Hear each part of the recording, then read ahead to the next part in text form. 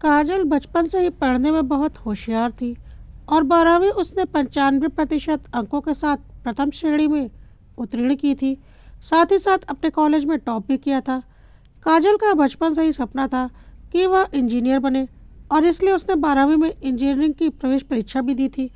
पढ़ने में तो होशियार वह थी ही, इसलिए उसने आसानी से इंजीनियरिंग की प्रवेश परीक्षा निकाल ली और आईआईटी में उसका चयन हो गया था। आईआईटी में चयन होना ही बहुत बड़ी बात होती है, वह भी 12वीं करते ही, बिना किसी कोचिंग के। वह बहुत खुश थी और सोच रही थी कि उसका बचपन का सपना पूरा हो जाएगा, लेकिन उसको क्या पता था कि उसे लड़की होने का खामियाजा भुगतना पड़ेगा। जब काजल के मम्मी पापा ने आईआईटी की फ़ीस वगैरह पता की और रहने का खर्चा सब जोड़कर अच्छे खासे पैसे लग जा रहे थे। एक लड़की के ऊपर इतना पैसा खर्च करना माँ बाप को सही नहीं लग रहा था और काजल की माँ ने काजल से बोला, बेटा तू सिंपल ग्रेजुएशन कर ले, तेरी आईआईटी की पढ़ाई में बहुत ज़्यादा पैसे लग जाएंगे, तेरी शादी भी तो करनी है और हमारे पास इतने पैसे तो है नहीं कि हम तुझे आईआईटी से पढ़ाई भी करवा दें और फिर तेरी शादी भी करें। शादी में भी तो काफ़ी पैसे खर्च होते हैं और हम मिडिल क्लास के लोग हैं, तो बचत करना भी ज़रूरी है, नहीं तो हम बेटे की शादी कैसे करेंगे। काजल को समझ में नहीं आया कि आईआईटी जैसी प्रतिष्ठित संस्थान में प्रवेश परीक्षा उसने निकाल ली है और उसके माँ बाप उसे एडमिशन नहीं दिलवा रहे हैं पैसों के लिए, और उन पैसों को उसकी शादी के लिए बचा रहे हैं। काजल ने अपने मम्मी पापा से बोला कि आप लोग मेरी शादी में खर्चा मत कीजिएगा, मैं सिंपल सी कोर्ट में शादी कर लूँगी, कोई ज़रूरत नहीं है एक रुपया भी फालतू खर्च करने की। पर मुझे आईआईटी करने दीजिए, मेरा बचपन का सपना है। ऊपर से आईआईटी में मेरा चयन भी हो गया है, जो कि बहुत मुश्किलों से होता है। इस पर काजल के पापा ने बोला, बेटा तू समझ नहीं रही है, आजकल कौन किसी लड़की को बिना पैसों के ब्याहता है। शादी में पैसे तो खर्च होते ही हैं, बिना पैसों के तो बेटी की शादी करना असंभव है और हमारे पास इतने पैसे तो है नहीं कि हम तेरी पढ़ाई पर 15-20 लाख रुपए खर्च करें और फिर तेरी शादी पर 15-20 लाख रुपए खर्च करें। इसलिए तुझे समझौते तो करने ही पड़ेंगे और शादी करना तो बहुत ज़रूरी है, इसलिए अभी तो सिंपल ग्रेजुएशन कर ले। लेकिन काजल तो हर हाल में पढ़ाई करनी ही थी और वह किसी भी हाल में अपने भविष्य से समझौता करने को तैयार नहीं थी। उसने साफ साफ अपने मम्मी पापा को बोल दिया, मैं कुछ नहीं जानती, मुझे इंजीनियरिंग करनी ही है तो करनी ही है। आप लोगों को पैसे नहीं खर्च करने तो कोई बात नहीं, मुझे स्टूडेंट लोन दिलवा दीजिए, मैं लोन लेकर पढ़ाई कर लूँगी और नौकरी मिलने पर खुद ही लोन चुका दूँगी। आप लोगों के ऊपर मेरी पढ़ाई का कोई बोझ नहीं पड़ेगा, लेकिन आईआईटी की पढ़ाई तो मैं करके ही रहूँगी। काजल की जिद के आगे उसके माँ बाप को झुकना पड़ा और काजल ने बोल भी दिया था कि पढ़ाई के लिए मुझे आप लोगों से पैसा नहीं चाहिए, मैं अपने बलबूते पर पढ़ लूँगी। और उसने स्टूडेंट लोन ले लिया था और काजल ने आईआईटी कानपुर में एडमिशन ले लिया। पढ़ने में तो वह होशियार थी और अच्छे से वहाँ पर पढ़ाई भी कर रही थी। काजल के इंजीनियरिंग में एडमिशन लेने के 2 साल के बाद काजल के भाई ने भी 12वीं की परीक्षा 7% अंकों के साथ पास की और उसके माँ बाप ने उसे भी इंजीनियरिंग की प्रवेश परीक्षा दिलवाई थी। लेकिन काजल का भाई पढ़ाई लिखाई में कुछ खास मन नहीं लगाता था और इंजीनियरिंग करने में उसकी कोई विशेष रुचि भी नहीं थी, लेकिन फिर भी माँ बाप को ज़बरदस्ती उसे इंजीनियरिंग करवानी ही थी। इस वजह से किसी भी ढंग के कॉलेज में उसका नाम नहीं आया और बहुत ही सामान्य से प्राइवेट कॉलेज में उसका नाम निकला, वह भी बहुत मुश्किलों से। लेकिन खर्चा बहुत ज़्यादा था, करीब 25 लाख रुपए। लेकिन उस वक्त माँ बाप ने एक बार भी नहीं सोचा और बेटे का एडमिशन तुरंत ही उस इंजीनियरिंग कॉलेज में करवा दिया और बेटे को कोई स्टूडेंट लोन भी नहीं दिलवाया, बल्कि घर से ही पैसे दिए, क्योंकि आखिर वह इस घर का बेटा जो था और उसका तो अच्छा भविष्य बनाना ही था, जिसके लिए जो भी पैसा लगे माँ बाप को देना ही था। आज काजल के दिल पर बहुत चोट लगी थी। आज के ज़माने में भी माँ बाप बेटा बेटी में इतना भेदभाव करते हैं। फिर उसने कहीं ना कहीं से अपने मन को समझा लिया कि शायद मम्मी पापा भी अपनी जगह पर सही हैं और मेरी शादी में तो पैसे खर्च होंगे ही। खैर, काजल की इंजीनियरिंग पूरी होने वाली थी और उसकी बहुत बड़ी कंपनी में जॉब लग गई और काजल धीरे धीरे अपना स्टूडेंट लोन चुकाने लगी। इधर काजल के माँ बाप उसकी शादी भी खोज रहे थे और एक इंजीनियर लड़के से ही उसकी शादी फाइनल हो गई। लड़के वालों की कोई डिमांड नहीं थी, उनका कहना था बस हमें आपकी लड़की बहुत पसंद है, ऊपर से हमारा बेटा भी इंजीनियर है, तो दोनों अच्छे से सामंजस्य बिठाकर अपना घर परिवार चला सकेंगे। लड़के वालों की कोई भी डिमांड नहीं होने पर काजल के माँ बाप के लिए तो सोने पर सुहागा हो गया और उन्होंने बहुत ही साधारण तरीके से काजल की शादी कर दी। कुछ भी खास खर्चा नहीं किया काजल की शादी में, यहाँ तक कि काजल को कोई जेवर भी नहीं दिए। काजल को बहुत जोर का गुस्सा आया कि उसकी पढ़ाई के वक्त मम्मी पापा ने बड़ी बड़ी बातें कर रहे थे। यही कहकर उन्होंने उसकी पढ़ाई का खर्चा भी नहीं उठाया कि उसकी शादी में पैसे लगेंगे, और अब इतने कम पैसों में उसकी शादी निपटा दी। जब मैं और मेरा भाई दोनों उन्हीं की संतान हैं, तो इतना भेदभाव क्यों? बेटे को तो घर से 25 लाख रुपए लगाकर पढ़ा रहे हैं, और मेरी शादी तक में रुपए खर्च नहीं किए, और वह सारे रुपए भी अपने बेटे के लिए बचा लिए। ठीक है, आज मैं बहुत कमा रही हूँ, पर अपने बलबूते पर कमा रही हूँ। मेरी पढ़ाई पर माँ बाप ने कोई खर्च नहीं किया। ठीक है, मेरे पास कोई कमी नहीं है, ससुराल में सब कुछ है, लेकिन क्या मम्मी पापा की सारी संपत्ति पर सिर्फ उनके बेटे का हक है? बेटियां सिर्फ जिंदगी भर समझौते करने के लिए होती है, और फिर कम से कम पैसों में उनकी शादी निपटा दी जाती है। क्या दिया मम्मी पापा ने मुझे? ना मेरी पढ़ाई लिखाई में कोई पैसे खर्च किए, ना ही मेरी शादी में। बेटे की पढ़ाई लिखाई में भी लाखों रुपए खर्च कर दिए, और सारा कुछ घर का तो बेटे के लिए है ही। काजल ने एक दिन बातों ही बातों में यह बात अपने पति से कही, तो उसके पति ने बोला, छोड़ो ना, इन बातों में क्या रखा है, तुम्हारे पास किस चीज़ की कमी है? लेकिन काजल ने बोला, कमी तो कुछ भी नहीं, लेकिन मेरे मम्मी पापा ने बहुत गलत किया मेरे साथ। मम्मी पापा क्या, लगभग हर माँ बाप ऐसी गलती करते ही हैं। बेटियों को उनका हक देने में कतराते हैं, लेकिन जिम्मेदारियाँ बहुत याद दिलाते हैं। किस हक से वह बेटियों को जिम्मेदारी याद दिलाते हैं? कल ही मम्मी का फ़ोन आया था, बोल रही थी तेरे भाई का इंजीनियरिंग पूरा होने वाला है, तू अच्छी कंपनी में काम कर रही है, ध्यान रखना उसकी नौकरी का। आखिर तेरी भी कुछ जिम्मेदारी है, तेरा छोटा भाई है, तो अगर उनका बेटा काबिल नहीं है, जैसे तैसे इंजीनियरिंग की पढ़ाई कर रहा है, तो उसकी नौकरी मैं कैसे लगवा दूँ? और मेरी क्या जिम्मेदारी? मेरी जिम्मेदारी किसने निभाई थी? मुझे तो मन किया उसी वक्त मम्मी को पलट कर जवाब दे दूँ, लेकिन फिर मैंने कुछ नहीं बोला। काजल के पति ने बोला, छोड़ो, जाने दो, कोई बात नहीं, लड़ाई झगड़ा करने से कोई फ़ायदा नहीं, बस तुम खुश रहा करो, जो बातें बीत गई उन्हें भूल जाओ, और तुम्हें जो भी चाहिए मुझसे बोलो, मैं तुम्हारी सारी इच्छाएं पूरी करूँगा। काजल ने बोला, हाँ वह तो मुझे पता है, लेकिन एक बात और भी पता है कि अगर तुम लोगों ने शादी के वक्त बहुत बड़ी डिमांड रखी होती अपनी नौकरी के हिसाब से, तो मेरे मम्मी पापा शादी से पीछे हट जाते और यही बोलते कि हमारे पास इतने पैसे नहीं हैं, क्योंकि मैं बेटी हूँ ना। काजल के पति ने बोला, हाँ मुझे पता है, वैसे तो हमारी कोई डिमांड नहीं थी, लेकिन तुम्हारे पापा जब यहाँ पर बात करने आए थे, तो शुरुआत में ही उन्होंने बोल दिया था, हमारी बेटी तो बहुत बड़ी कंपनी में सॉफ्टवेयर इंजीनियर है, और बहुत ज़्यादा सैलरी है उसकी, तो शादी में हम कुछ खर्च नहीं करेंगे। आखिर इतनी कमाऊ बेटी आपके घर बहू बनकर आएगी। हमने तो बोल दिया हमारी कोई डिमांड नहीं है, लेकिन हाँ, तुम्हारे पापा की सोच पहले से ही वैसी थी। खैर छोड़ो इन बातों को। काजल भी इन सारी बातों को भूलना चाहती थी, पर अक्सर यह बातें उसे याद आती थी और उसे बहुत ही गुस्सा आता था। खैर, काजल के भाई की इंजीनियरिंग पूरी हो चुकी थी, लेकिन उसने बहुत ही कम अंकों से इंजीनियरिंग पास की थी, और उसका कॉलेज भी कुछ खास नहीं था, तो उसकी कहीं भी नौकरी नहीं लग रही थी, और वह घर में खाली बेरोजगार बैठा था। 25 लाख रुपए फूंक दिए थे बेटे की पढ़ाई पर, लेकिन बेटा अभी भी बेरोजगार था, क्योंकि काजल को बहुत अच्छे से पता था कि उसके भाई का पढ़ाई लिखाई में मन नहीं लगता था।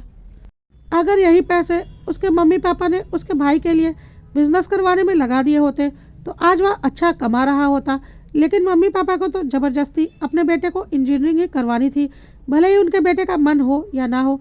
उसका खामियाजा आज उनका बेटा भुगत रहा था।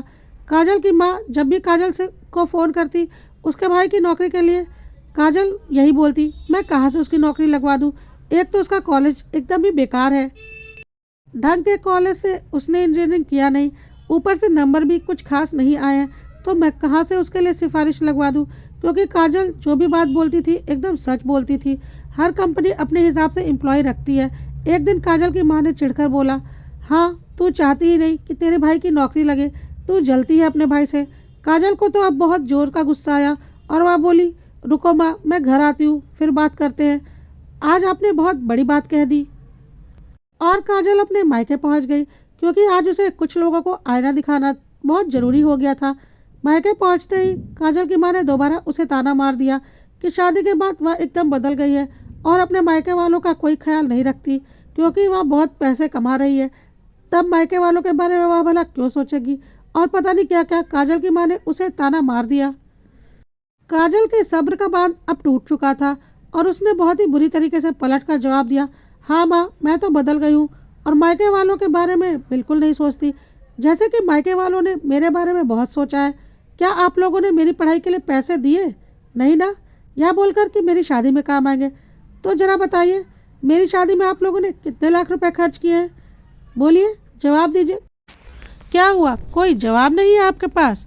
आप भी बहुत अच्छे से जानती हैं और मैं भी बहुत अच्छे से जानती हूँ और मुझे यह बात भी बहुत अच्छे से पता चल चुकी है कि पापा जब मेरी शादी की बात करने गए थे, पहले ही बोल दिया था कि हमारी बेटी की सैलरी बहुत ज़्यादा है, इसलिए हम शादी में कुछ खास खर्चा नहीं करेंगे। और मुझसे आप लोगों ने क्या कहा था कि तेरी शादी के लिए यह पैसे हम बचा रहे हैं, तेरी पढ़ाई पर खर्च नहीं कर सकते। पढ़ाई तो मैंने खुद के पैसों से की, लेकिन बेटे की पढ़ाई कराने के लिए एक बार भी आप लोगों ने नहीं सोचा और 25 लाख रुपए तुरंत झोंक दिए उसे ज़बरदस्ती इंजीनियरिंग करवाने के लिए, जो कि आपका बेटा उस काबिल है भी या नहीं, या उसकी इंजीनियरिंग में रुचि है भी या नहीं, यह तक आपने सोचा नहीं। और अब जब उसकी नौकरी कहीं नहीं लग रही तो उसके लिए भी मैं जिम्मेदार हो गई। अगर उसने मेहनत और काबिलियत से पढ़ाई की होती और ढंग के कॉलेज से इंजीनियरिंग की होती तो उसे नौकरी के लिए यूँ दर दर भटकना ना पड़ता। एक तो उसने फालतू से कॉलेज से इंजीनियरिंग की और वह भी इतने पैसे देकर, जो कि किसी काम के भी नहीं, तो उसके लिए मैं कहाँ से जिम्मेदार हो गई। यही पैसे जो आपने उसकी पढ़ाई पर फूके हैं, उससे अगर उसका कोई बिजनेस करा दिया होता तो अभी वह अच्छा खासा कमा रहा होता। लेकिन नहीं, बेटा है ना, तो चाहे जितने भी पैसे लगे लगाओ, लेकिन उसे इंजीनियर तो बनाना ही है। आखिर आप लोगों के रुतबे का सवाल है। भले ही आपका बेटा इंजीनियर बनना चाहता हो या ना चाहता हो, उसकी राय आपके लिए क्यों मायने रखेगी। आप लोगों को बेटे की पढ़ाई के लिए पैसों की चिंता की क्या ज़रूरत। मेरी शादी में आप लोगों ने कुछ खास खर्च तो किया नहीं है, कम से कम पैसों में शादी करवाई है, तो मेरे हिस्से के सारे पैसे तो बचे ही हैं ना, जो कि ना आप लोगों ने मेरी शादी पर खर्च किए और ना ही मेरी पढ़ाई में। और मुझे पता है वह पैसे भी आपने अपने बेटे के लिए बचा कर रखे हैं, तो अब उससे अपने बेटे के लिए कोई बिजनेस करवा दीजिए, क्योंकि जिस कॉलेज से उसने इंजीनियरिंग की है मुझे कोई उम्मीद नहीं कि उसकी कोई नौकरी लगने वाली है, और अगर लगेगी भी तो बहुत ही कम सैलरी पर, जिससे कि खर्च चलाना भी मुश्किल होगा। आपको मेरी बातें कड़वी लग रही होंगी, लेकिन यह सच्चाई है। लेकिन हाँ, आज मैं आप लोगों को आईना दिखाने के लिए आई हूँ। कितना भेदभाव करते हैं आप लोग बेटा और बेटी में। मेरी पढ़ाई तक के लिए हाथ पीछे कर लिए, लेकिन शादी में भी खर्चा नहीं किया, क्योंकि आप लोगों को कम से कम पैसों की शादी मिल गई मेरी काबिलियत की वजह से। क्या आप लोगों की संपत्ति पर मेरा कोई हक नहीं, क्योंकि मैं एक बेटी हूँ? तो फिर आप लोग मुझसे उम्मीद क्यों करते हैं कि मैं अपनी बेटी होने का फ़र्ज़ निभाऊँ, जब आप लोगों ने अपनी बेटी के लिए कभी कोई फ़र्ज़ नहीं निभाया? क्या मेरे लिए आप लोगों के कोई फ़र्ज़ नहीं थे? अगर मैं इंजीनियरिंग नहीं करती और नौकरी नहीं कर रही होती, तो क्या बिना पैसों के मेरी शादी हो जाती? तब तो कुछ ना कुछ खर्च आप लोगों को करना ही पड़ता। लेकिन आपकी यह कोशिश ज़रूर रहती कि कम से कम खर्चे में बेटी की शादी निपटा दी जाए और सारे पैसे बेटे के लिए बचा लिए जाए। बहुत ही गंदी और घटिया सोच है आपकी। अभी आपको लग रहा होगा कि मुझे किस बात की कमी है जो मैं ऐसी बातें कर रही हूँ। हाँ, मुझे किसी बात की कोई कमी नहीं है। बहुत अच्छा कमाती हूँ मैं, और मेरे पति भी बहुत अच्छा कमाते हैं। लेकिन आज मैं जो कुछ भी हूँ अपने बलबूते पर हूँ, अपनी मेहनत से हूँ, ना कि आप लोगों का इसमें कोई योगदान है। बल्कि मुझे तो इंजीनियरिंग करने से भी आप लोग रोक रहे थे। रही बात मेरी शादी की, तो वह भी मुझे मेरी काबिलियत की वजह से मिली है, ना कि आप लोगों के भारी भरकम खर्च की वजह से। अगर मैं यह नौकरी नहीं कर रही होती तो क्या जो शादी आज मेरी हो चुकी है यह शादी होती? नहीं, क्योंकि उन्हें तो नौकरी वाली इंजीनियर लड़की ही चाहिए थी। तो यह शादी भी मेरी काबिलियत की वजह से ही हुई है। आप लोग बेटा बेटी में भेदभाव करके ऐसी स्थिति खड़ी कर देते हैं कि भाई बहन आपस में दुश्मन बन जाते हैं। लेकिन मैं ऐसी नहीं हूँ। मुझे मेरे भाई से कोई गिला शिकवा नहीं है, क्योंकि उसने मेरे साथ कुछ भी बुरा नहीं किया है, और मेरा छोटा भाई हमेशा मेरा छोटा भाई ही रहेगा। लेकिन आप लोगों से मुझे यह उम्मीद नहीं थी जो आप लोगों ने मेरे साथ किया है, और ऊपर से अब अपने बेटे की नौकरी नहीं लगने का इल्ज़ाम भी मेरे सर पर डाल रहे हैं। अरे, कम से कम अपने बेटे की काबिलियत के अनुसार ही उसे कोई कोर्स करवाते, तो आज वह कहीं ना कहीं एडजस्ट जरूर होता। ज़बरदस्ती जिस चीज़ में उसकी रुचि नहीं थी उसे उसी लाइन में भेज दिया। एक बार भी यह नहीं सोचा कि पता नहीं वह इंजीनियरिंग कर भी पाएगा या नहीं। लेकिन नहीं, बेटा है ना, तो उसे इंजीनियर या डॉक्टर ही बनाना है, क्योंकि आप लोगों का नाम तो वह इंजीनियर या डॉक्टर बनकर ही रोशन कर पाएगा, भले ही उसकी रुचि हो या ना हो। तो आपने अपनी ही जिद में अपने बेटे का करियर तबाह करके रख दिया। या उसकी नहीं, आप लोगों की गलती है, और मैं चाहकर भी उसकी कहीं भी नौकरी नहीं लगवा सकती, क्योंकि मेरे कॉन्टैक्ट बहुत बड़ी बड़ी कंपनियों से हैं, और वह भाई का कॉलेज और नंबर देखकर उसे कभी भी नौकरी नहीं देंगे। यह बात मैं बहुत अच्छे से जानती हूँ और यह भी जानती हूँ कि उसके अंदर वह काबिलियत है ही नहीं कि उन कंपनियों में वह नौकरी कर पाए। इसलिए अभी भी वक्त है, उसे किसी और काम में लगवा दीजिए। मुझे आप लोगों से कुछ नहीं चाहिए। ऐसे भी आप लोगों ने बहुत कुछ कर दिया मेरे लिए। बस एक काम कीजिए, मुझे फालतू के ताने माने मारने बंद कर दीजिए। बहुत दिल दुखता है मेरा, कभी मेरे बारे में भी सोच लीजिए। कहकर काजल अपने मायके से बाहर की ओर जाने लगी, लेकिन जाते जाते फिर बोली, मम्मी आपने तो शादी में मुझे कोई जेवर तक नहीं दिए, जो कि हर बेटी को मायके से मिलते ही मिलते हैं। लेकिन भगवान की दया से आज मेरे पास जेवरों की कोई कमी नहीं है। तो मेरे हिस्से के जो भी पैसे आपने बचा रखे हैं, उससे अपनी बहू के लिए जेवर बनवा लीजिएगा। मुझे आपका कुछ नहीं चाहिए। लेकिन याद रखिएगा, ईश्वर सब कुछ देखते हैं। एक ही कोख से आपने दोनों संतानों को जन्म दिया है। मैं अपने छोटे भाई की कोई गलती नहीं मानती हूँ, ना ही मैं उसका कोई बुरा चाहती हूँ। मेरे लिए आज भी वह मेरा छोटा भाई है और हमेशा रहेगा। लेकिन ईश्वर से प्रार्थना जरूर करूँगी कि आप लोगों ने मेरे साथ जो कुछ भी किया है, उसके लिए ईश्वर आपको आईना जरूर दिखाए।